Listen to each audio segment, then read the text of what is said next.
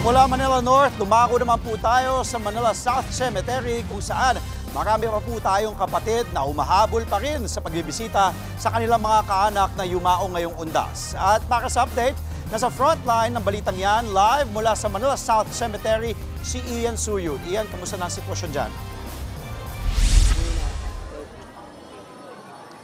Andre, marami pa nga rin sa ating mga kapatid ang humahabol sa pagdalaw sa puntod ng kani-kanilang mga mahal sa buhay dito sa Manila South Cemetery. At ang ilan nga sa mga nakausap natin ay mas pinili daw talaga nila na ngayong November 2 magpunta dahil ine-expect nila na mas kakaunti na yung mga nagpupunta rito.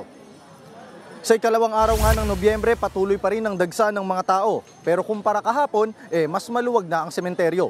Ang pamilya ni Frederick mas minabuti ngayong hapon magtungo sa puntod ng kanyang kapatid at kaanak. Ang 88 anyos namang si Consuelo, naabutan pa naming winawalisan ng paligid ng puntod ng kanyang namayapang asawa. Parte raw ito ng pagsisilbi niya sa kanyang kabiyak. Mas pinili rin daw niya na siya na mismo ang maglinis kesa mag-arkila pa ng mga tagalinis. May ilang pamilya namang nagsasalo-salo na naabutan din namin. Saktong November 2 raw kasi ang birthday ng kanilang pumanaw na ina. Kahit mas kakaunti ang mga tao, mahigpit pa rin ang seguridad sa buong sementeryo.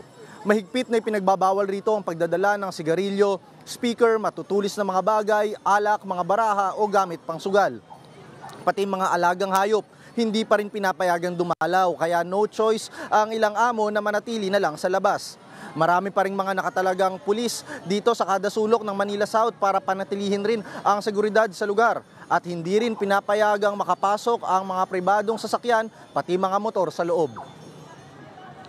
Andre, as of 5 p.m. umabot na nga sa 56,000 yung bilang ng mga kapatid natin na nagpunta rito sa loob ng Manila South Cemetery. At kumpara kahapon, mas kakaunti nga yan dahil ang naitala noong November 1 ay nasa 145,000 yung total na bilang ng mga nagpunta rito. At paalala rin din sa ating mga kapatid na nagnanais pang humabol hanggang alas 10 lamang po ang curfew dito sa Manila South Cemetery.